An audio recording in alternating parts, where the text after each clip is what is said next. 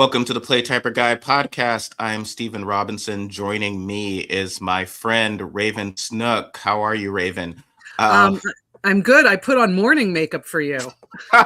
Yes, we are filming this with a sort of time different. You're in New York because you are a editor-in-chief at TDF Stages and a theater connoisseur, and you're going to help me as our third annual Tony Broadway theater discussion that I'll always look forward to every year. So, but you just want to kibbitz with me.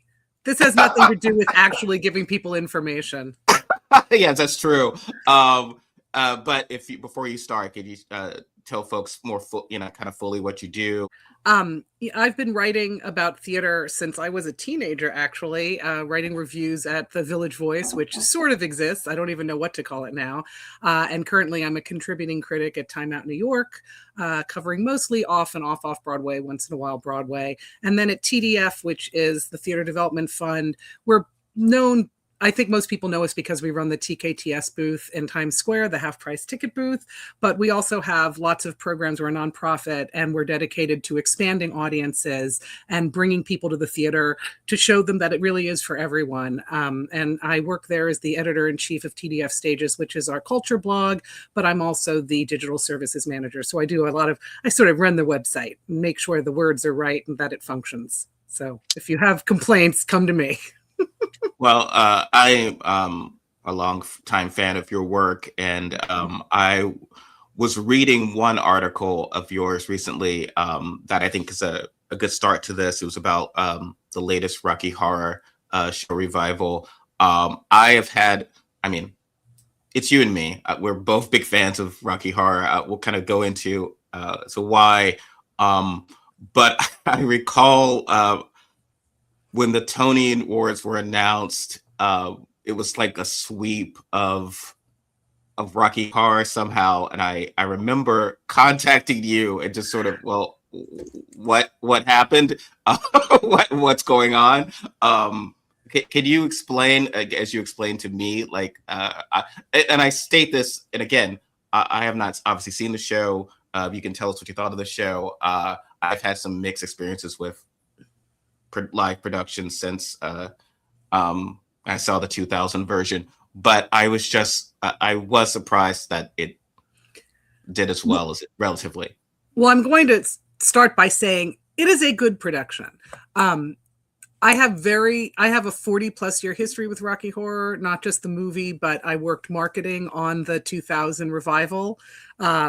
And in the piece that you mentioned, that's actually another place that I write for sometimes called 3 Views. They're a really great Obie-winning online publication that publishes 3 reviews of every show that they choose to cover. So they're selective. They don't cover everything. And I talk about my history in that, and the fact that that everybody brings, even if you've never seen the movie, and certainly if you've never seen the show, because most people haven't seen the stage show, you still bring some kind of baggage to it, because if you've seen the movie, you expect the movie, or you have opinions. Maybe you like the movie. My husband hated the movie, for example. And even if you haven't seen it, you've heard about it. So I find it hard to kind of just objectively say, yes, this is good, or no, it's a bad production. I find that people's critiques of this production really have to do with their history with Rocky. But I tried to take a step back as much as I could and just kind of look at it as, how does this production do on its own out of the context of the cult? And I actually think it does pretty well. It certainly doesn't reinvent it. And in 3 Views, the publication where I wrote my essay, another author named Christian Lewis, who is trans, wrote about the fact that really Rocky Horror has become a trans narrative, and to cast a cisgender guy as Frankenfooter, even though Luke Evans is very openly gay, is sort of a step back. And I did think they made a lot of good points. So this is not a transgressive or revelatory revival. What it is a very solid revival with a really crazy eclectic cast that's having a great time. Some of them are stage creatures and do better than others. Stephanie Hsu as Janet, I think, really finds her own take on the role and was nominated for a Tony, and I think deservedly so. Luke Evans is wonderful because he straddles the balance between not being so different than Tim Curry that it's jarring, but also making the role his own. You know, there are other people like Juliette Lewis. I know she has a rock band. The girl can't sing. What can I tell you? But it doesn't matter because she's got the crazy energy. You know, this is my long-winded way of saying that it's really hard to go, yes, this is a Rocky Horror everybody's going to love. It really is about what you bring in and what you want. Do you want it to be a recreation of the movie? It isn't, but, you know, it also isn't so divorced from it that it feels revelatory like Cats. I mean, I'm sure we're going to talk about Cats later. Which really is a complete reinvention of something that we all thought we knew and apparently didn't, or what we didn't know the good version is what we knew. I will say that this has been a very bad year for musicals, both new musicals and revivals. There were only 3 musical revivals on Broadway this season. So guess what? There are 3 musical revival nominees. So when you say, you know, Rocky got so many nominations, like, sure, it got 9 nominations, but it didn't have a lot of competition. And it also got a lot in the design categories, which isn't really unexpected. So, and does that answer your question? I feel like I rambled. No. We'll get into the lack of competition, because you said it was sort of not a great year for musicals, but the trans argument, this has been a long ongoing debate. Richard O'Brien, who created Rocky Horror, who has their own interesting views about trans folk. But yes, and considering I think they're not binary, but yeah, identifies as non-binary. I personally have always read Frank as a man. He's referred to as a man in a show, and the fact he is a man who's sort of fluid in his gender and gender presentation. And I think I've heard descriptions of how Tim Curry played it around the time.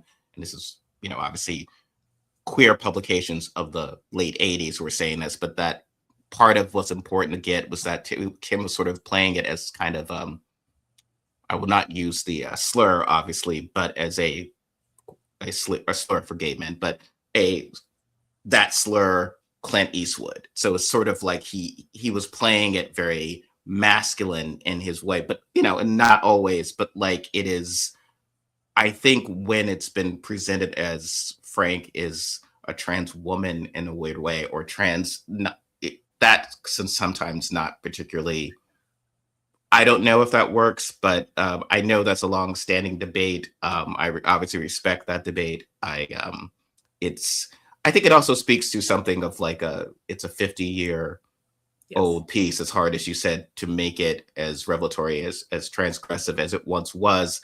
It's sort of the example of things that, you know, someone had commented how Star Trek, when it first came out, you could look at all of in the original series how it's like, oh, it's doing Westerns and it's alluding to this and it's alluding to some Cold War stuff, and then, you know, 50 years later, Star Trek is just Star Trek. Like, people don't kind of get some of the underlining stuff that was what Star Trek was. And I think as people who are in geek culture, I really like Rocky Horror as a kid because it felt it was like that first song, science fiction double feature, is speaking to me, literally listing all these films that I as a geek were watching. And even before I kind of had the concept of alternate sexuality, or frankly sexuality in general, you know, that weirdness was like, oh, right, this is all doing the stuff that I love. And it's a clear parody of like the Mad Scientist and the Spooky House and all of that stuff. And I do think now is one of those cases where it's like, I don't know if people get all of that. They just get that it's Rocky Horror, and these are sort of what the tropes are.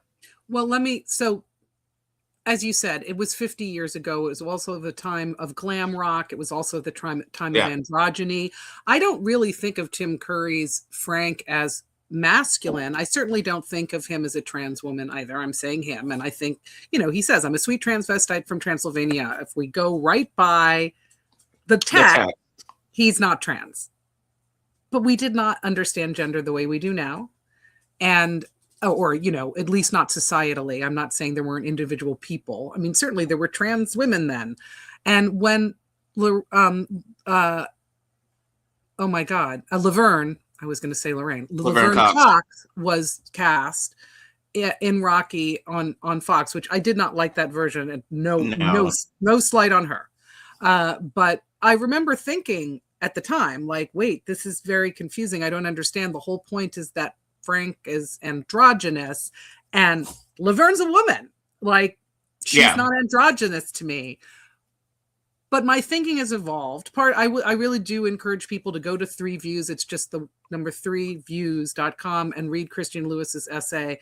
I do, I look back at something I wrote, which about 10 years ago now, I wrote a roundup of trans characters throughout the history of, I guess history, 20th century theater. And I was very clear. I was like, I'm not talking about drag queens. I'm talking about trans.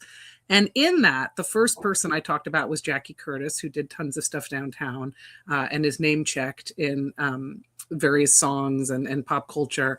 And then I talked about Rocky Horror. And I said, I know it may be controversial to put this on this list, but I think the first experience a lot of people had of gender fluidity or being genderqueer is Frankenfooter. So Frankenfooter isn't just a transvestite. Frankenfooter isn't a straight guy dressing as a woman, isn't a drag queen. I do look, I understand why Luke Evans was cast. And I want to be clear. Luke is great. He sounds great. He looks, I mean, it's multiple people have said the mustache is an interesting choice, but I do think he's leaning into being masculine. Yeah. Which I think makes it. I think in this moment feels disappointing to a lot of people. Yeah. But it was like I said, this is not Sam Pinkleton, who directed it, is a really fantastic director. People know him mostly because he won the Tony for Oh Mary, which was really just, I mean, Cole Escola is a genius, but also Cole benefited from Sam's really brilliant staging. And since then, Sam has been staging a lot of solo shows that are really interesting. And then prior to that, Sam did a lot of choreography and movement and direction. But I think Sam came to this not wanting to reinvent it. It does not feel like a reinvention. I think I've always loved that sort of Frank is so many different things. I mean, Frank and I arguably more overtly controversial scenes, the seduction scenes. I put seduction in quotes with Frank and Brad and Janet. The sense of you kind of also lean into how Frank can present himself as a woman and as a man in those scenes or whatever, right? Whereas we talk about transsexual, the planet, and those aspects. I've always thought, and I'm sure maybe the production have done this, but Magenta and Riff Raff being played by a trans woman and a trans man would be sort of an interesting way to convey that. And they have Michaela J. Rodriguez, who is trans, plays Columbia. But and there's and you know what? I love her. I do not love her in this. I think and it's not, I think she is so talented and so wonderful and warm. And I think I don't really know. I don't know whose choice it was for her to play it the way she's playing it. And you know what, if it works for her, she does a squeaky voice thing when she has such a beautiful voice that I don't really understand, but whatever. Right. I don't want to dwell on that. I will, but you have a lot of cross-gender casting in this. Amber Gray is Riff Raff. Rachel Dratch is the narrator. To be honest, we already had this in the 2000 production. Leah Delaria was Eddie. Yeah. And was really great. I think, I guess all I can say with Rocky is I've had friends who are like my friends from the East Street Playhouse who, went every week like I did 40 years ago. And a lot of them have not liked it and a lot of them have loved it. So I really think it's, what do you want Rocky to be? And it is, and also I think we didn't even get into the controversy over whether or not to yell out lines. There was at first a lot of, surus about the yelling of lines, and they started to insert their signs telling you. I mean, there's a really good sign toward the beginning. This sort of glamorous Cyclops is walking along and holds up a sign that says "Don't be an asshole." And I was like, oh, I think that's pretty clear what you're supposed to do. The night that I happened to go, I felt like very quickly, because there were some people yelling out every line, and very quickly it became clear that was not it didn't look good. Rachel Dratch handled it very well. Somebody said something about, you have no fucking neck. And she was like, I believe you're thinking of someone else. Yeah. And when Dick people would run, Cavett did that as well. Dick Cavett did that as yes, well. but back in there was 2000. more encouragement in that one to participate. Yeah. It was, I mean, I remember when he said, since I worked marketing, I was sort of a ringer. Whenever I wanted to go, they'd be like, we'll put you in the front row. And I remember he was like, he was a low down, cheap little punk. And I went, yay, punk. And he high-fived me. Like, there was more encouragement. But like, look, a lot of Rocky lines are stupid as all hell. Like, do you remember, make him glisten? What's your favorite toothpaste? And gleam. You don't need to yell that. It really does not need to be said. So pretty quickly people realized, yelling slut, yelling asshole, I see you shiver with Antissa, say it. Like those were all fine, but you didn't need to do every single line. Yeah, isn't it a little weird? I say this because I feel like with a film, obviously actors aren't present. Yelling at a movie screen, especially in a midnight film. I mean, it goes back obviously because Rocky Horror predates MS23K, but that concept of heckling in a theater, usually if there's only a few people there, it's rarely attended. It's sort of its own kind of, it's sort of a different medium in a different way. And well, you're not going to screw anyone up. The movie's going to keep going no matter what you do. I will also say a lot of Rocky lines are specific to the film, like the thing about your neck, or there's the fuck that bird when there's a moment when Magenta's like stooping a bird. I don't know. These don't work when you're watching something new. And I did think people calmed down and didn't keep go. The few people who were like ready to yell everything. I will also say that then when you divorce Rocky from the cult and from the callbacks, it's not a perfect show. No. Well, I mean, it became very slow. It was a very, it was this cult thing, and when it was a stage production, and then famously bombed on Broadway, and then the movie was sort of the marketing genius of this kid decides to just sort of put it in midnight films after opened. I can't imagine they did why you would. Well, and Sal Piro and his friends, who included Mark Shaman. But when Sal died, Mark came and talked about them going to, to see it and yell. They sort of started all that. But a relatively wide release in 1975 of Rocky is something I'm like always sometimes stunned by. It's like, this is okay, but that it was never deliberately intended to be cult. Like that was later. No, not at all. And I mean, so that's the thing. When you see it now and people aren't yelling, I mean, again, I had a lot of fun. I enjoyed seeing it on stage again. There's only one moment with Brad and Frank that's really, I mean, maybe transgressive, but that is, more risque than you usually see. And Brad is clearly very into it. But yeah, I mean, look, it was a limited run that's now extended through November. I could see them keeping it open and stunt casting it. We're going to talk about stunt casting with Chicago.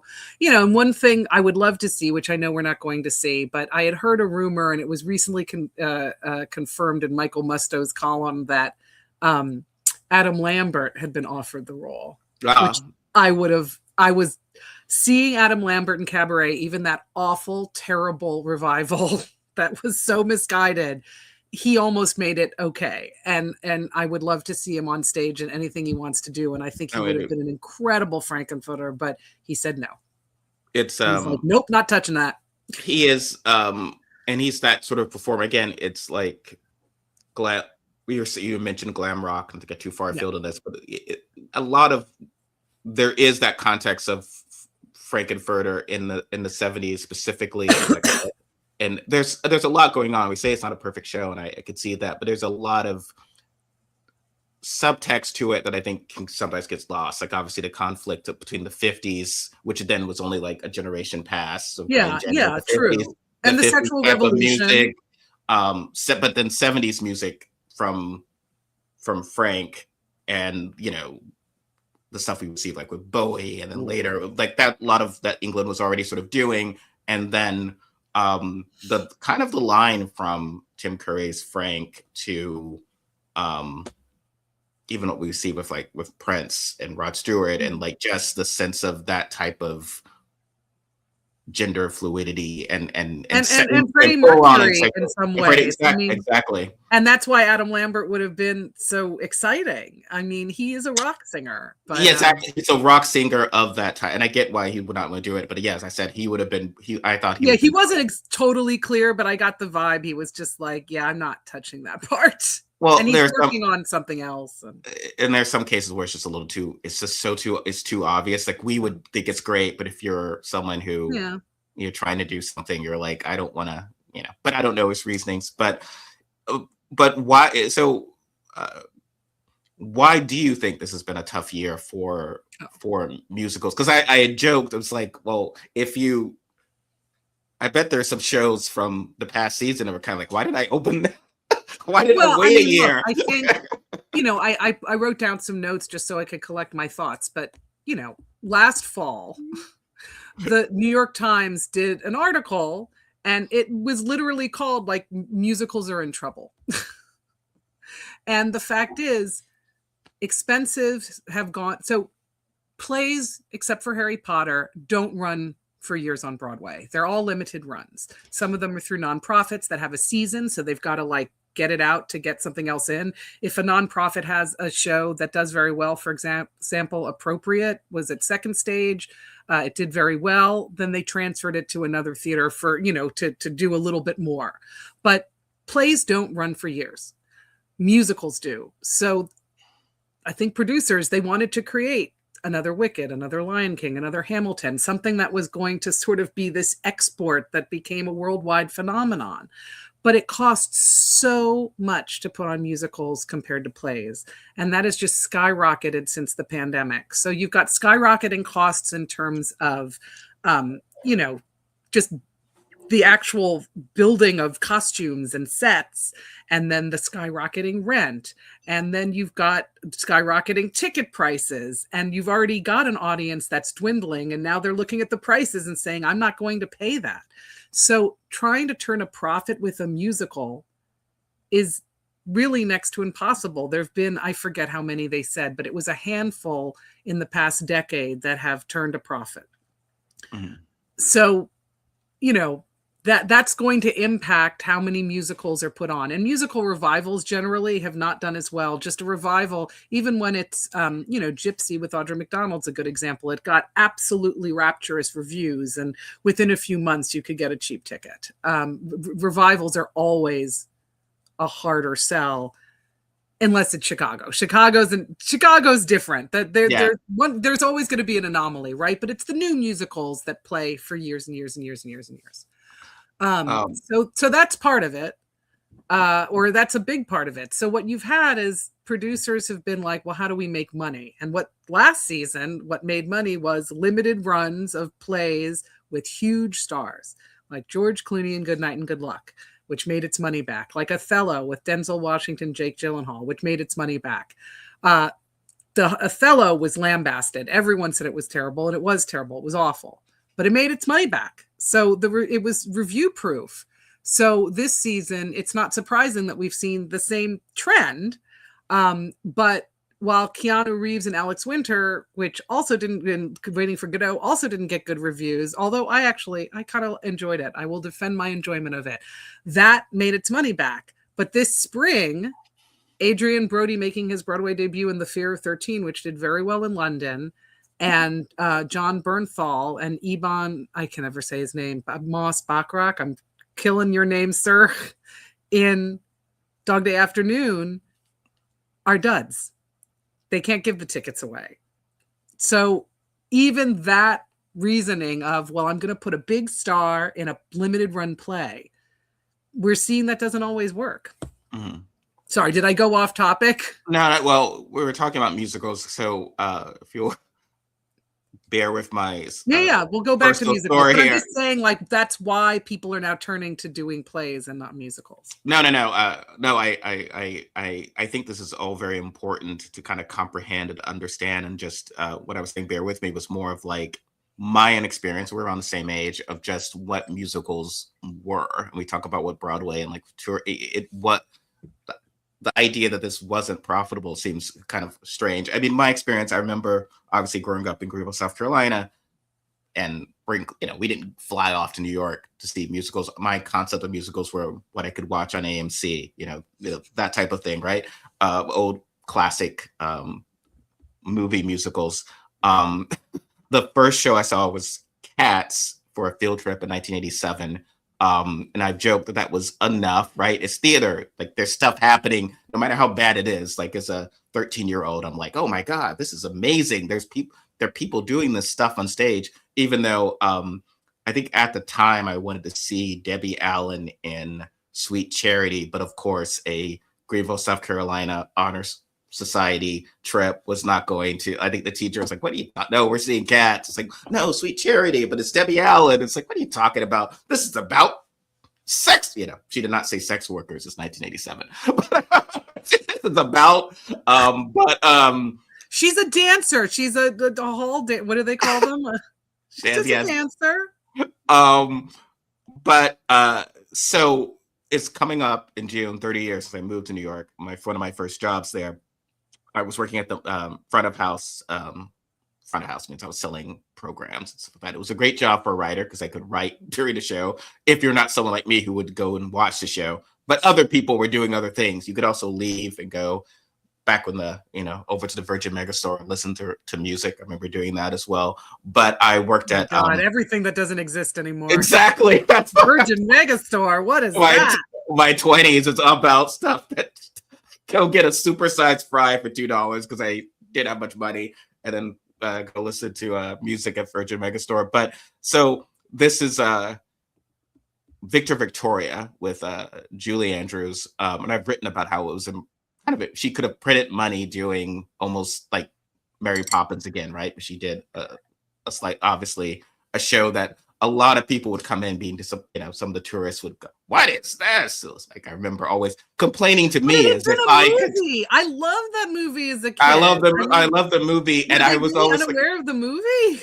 Every so often, someone would come out, they're like, what is this? It's like, I'm sorry, sir. Can I interest you in a program?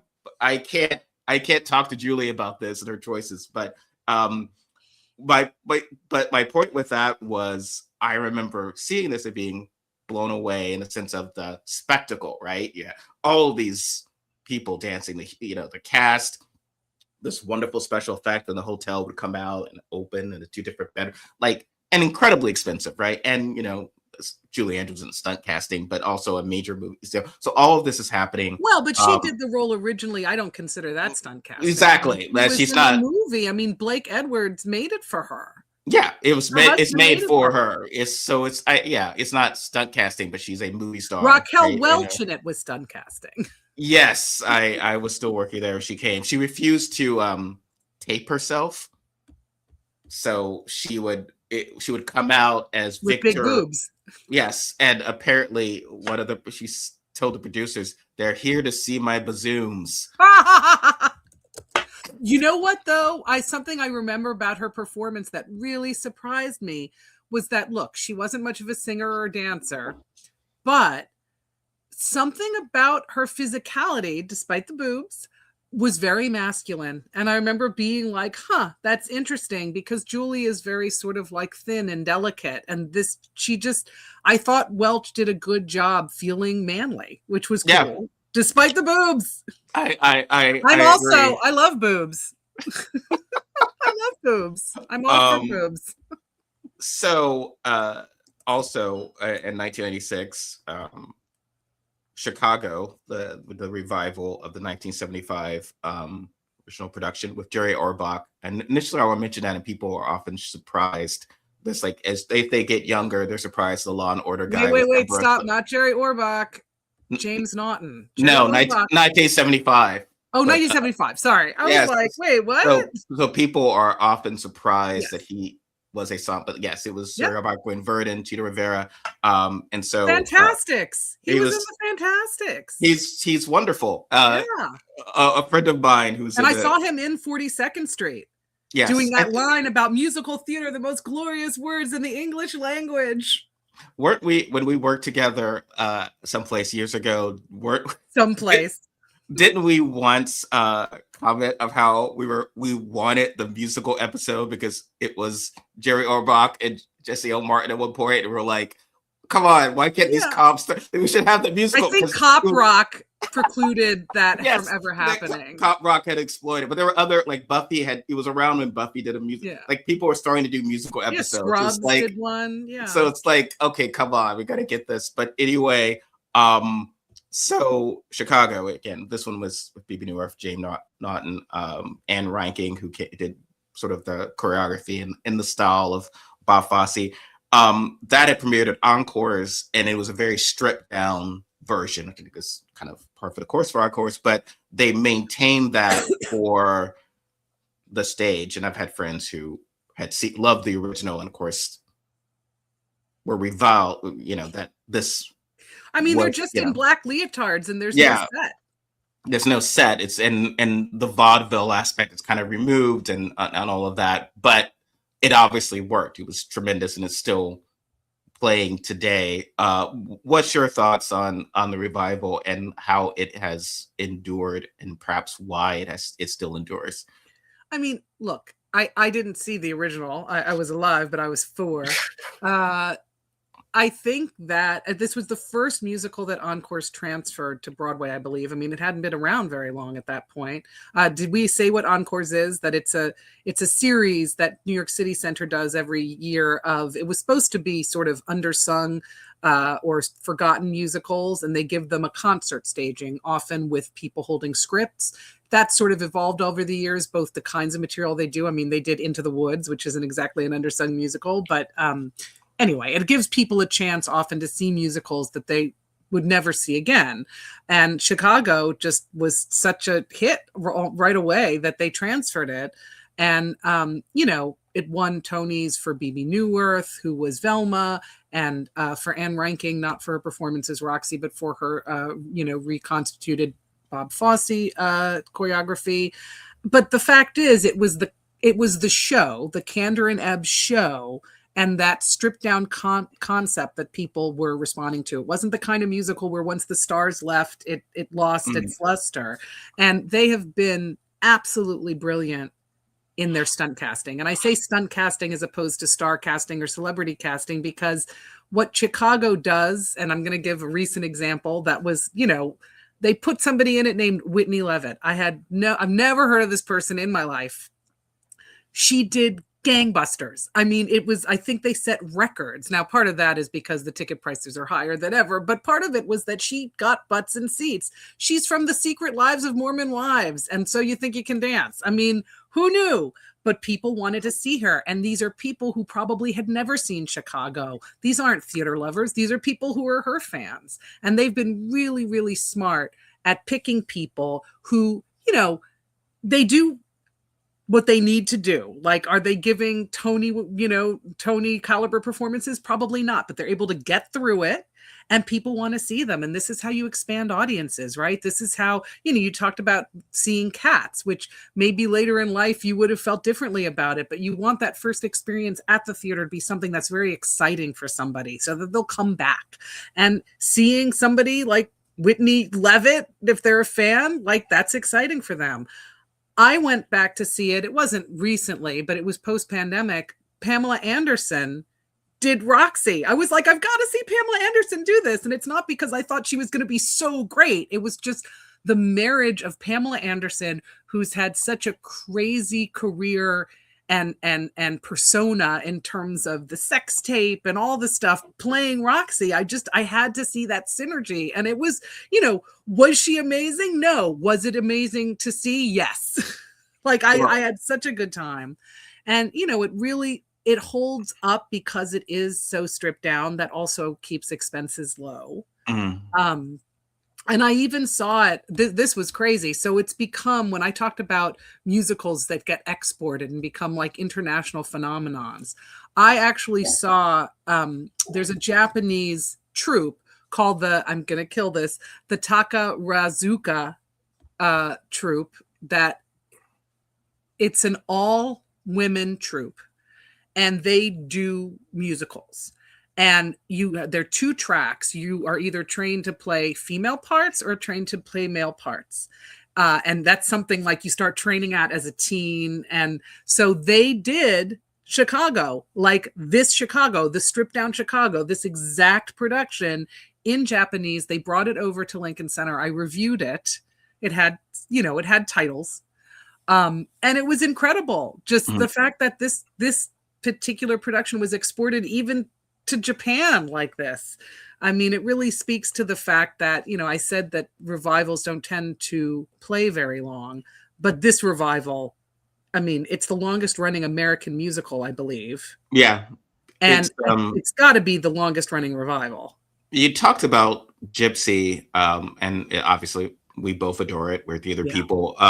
But there is, because I remember at the time they were talking about how in '75 Chicago perhaps was ahead of its time. Yeah, it was. I think people also like like I said, they like the songs. They like. I mean, and there's another example. Sorry, I'll shut up about it in a minute. But that was made into a movie. The traditional logic used to be, oh, once you make it into a movie, nobody will come to see it on Broadway. Well, that's more than 20 years ago. Yeah, and it's still playing, and Wicked is still playing.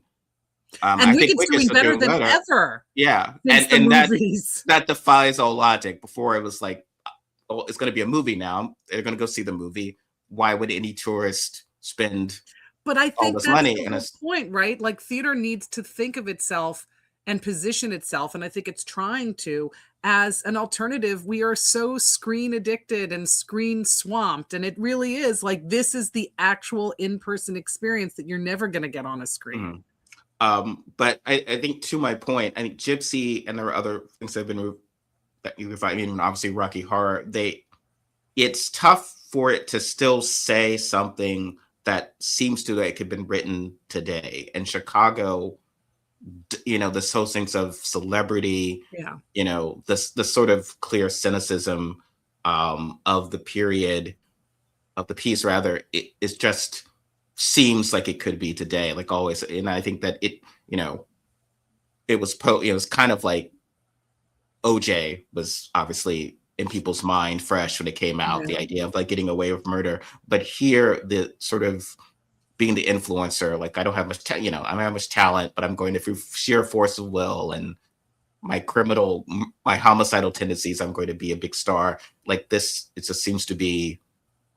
The tone is right for our time, and it has been for 30 years. So what does that say? If Exactly. anything, and again, what you just said also has to do with the casting, that they're casting reality people, that they're casting people who aren't, Broadway people. They're casting them because, Melanie Griffith has done it.